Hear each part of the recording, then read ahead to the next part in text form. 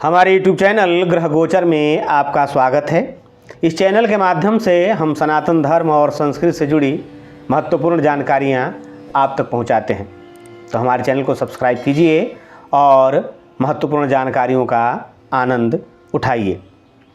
आज हम बात करेंगे कर्मा पर्व की, जो इस वर्ष 14 सितंबर दिन शनिवार को मनाया जाएगा। भाद्रपद महीने के शुक्ल पक्ष की एकादशी को मनाए जाने वाला कर्मा पर्व भाई बहन के आपसी सद्भाव, स्नेह और प्रेम का प्रतीक है। साथ ही ये त्यौहार कृषि और प्रकृति से भी जुड़ा हुआ है, जिसमें अच्छी फसल के लिए प्रकृति की आराधना की जाती है। इस दिन बहनें अपने भाइयों की सुख समृद्धि की कामना करती हैं। यह प्रकृति के आदिम सम्मान का भी पर्व है। कर्मा प्रकृति को बचाने, उसे समृद्ध करने और जिंदगी को प्रवाह देने वाला पर्व है। इस पर्व का इंतजार कुंवारी युवतियाँ बेसब्री से करती हैं। यह पर्व 3 दिनों तक चलता है, जिसमें पहले दिन महिलाएं व कुंवारी युवतियाँ संयत करती हैं। दूसरे दिन निर्जल उपवास किया जाता है। इसी दिन मुख्य पूजा आयोजित होती है। शाम को आंगन में करम पौधे की डाली गाड़कर फल फूल आदि से पूजा की जाती है।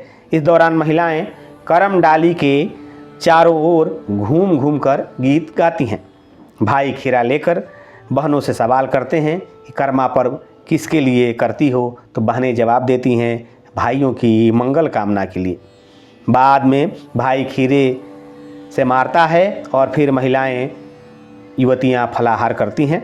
अगले दिन सुबह में करम की डाल को पोखर में विसर्जित कर दिया जाता है। इस अवसर पर विशेष गीत भी गाए जाते हैं।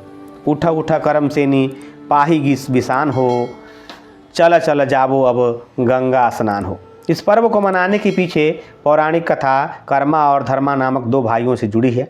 कहा जाता है कि दोनों भाइयों ने अपनी बहन की रक्षा के लिए अपनी जान को दांव पर लगा दिया था। दोनों भाई काफ़ी गरीब थे। उनकी बहन बचपन से ही भगवान से उनकी सुख समृद्धि की कामना करती थी। बहन के तप के कारण ही दोनों भाइयों के घर में सुख समृद्धि आई थी। दोनों भाइयों ने भी दुश्मनों से अपनी बहन की रक्षा के लिए अपने प्राण न्यौछावर कर दिए थे। इस पर्व को मनाने की परंपरा यहीं से शुरू हुई थी। इस त्यौहार से जुड़ी दोनों भाइयों के संबंध में एक और कहानी है। कहा जाता है कि कर्मा और धर्मा 2 भाई थे। दोनों बहुत मेहनती और दयावान थे। कुछ दिनों बाद कर्मा का विवाह हो गया। उसकी पत्नी अधर्मी और दूसरों को परेशान करने वाली थी। यहाँ तक कि वह धरती माँ के ऊपर ही मार पैसा देती थी, जिससे कर्मा को बहुत दुख हुआ। वह धरती माँ की पीड़ा से बहुत दुखी था और इससे नाराज़ होकर वह घर से चला गया। उसके जाते ही सभी के भाग्य फूट गए, दुर्दिन आ गए और वहाँ के लोग दुखी रहने लगे। धर्मा से लोगों की परेशानी नहीं देखी गई और वह अपने भाई को खोजने निकल पड़ा।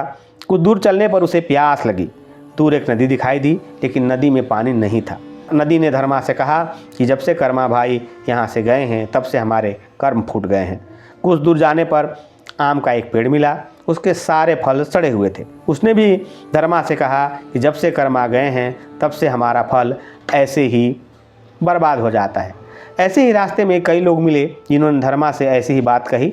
धर्मा चलते चलते एक रेगिस्तान में जा पहुंचा, जहां उसने देखा कि कर्मा धूप और गर्मी से परेशान है। उसके शरीर पर फोड़े पड़े हैं और वह व्याकुल हो रहा है।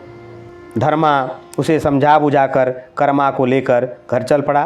रास्ते में जो लोग मिले थे, सबको सत्कर्म की शिक्षा देते हुए कर्मा अपने घर पहुंचा, जहां उसने पोखर में कर्म की डाल लगाकर पूजा की और जिसके बाद पूरे इलाके में फिर से खुशियां लौट आई और सभी आनंद से रहने लगे। धर्म और संस्कृति से जुड़ी ऐसी ही महत्वपूर्ण जानकारियों के लिए देखते रहिए हमारा YouTube चैनल ग्रह गोचर। ओम नमो भगवते वासुदेवाय।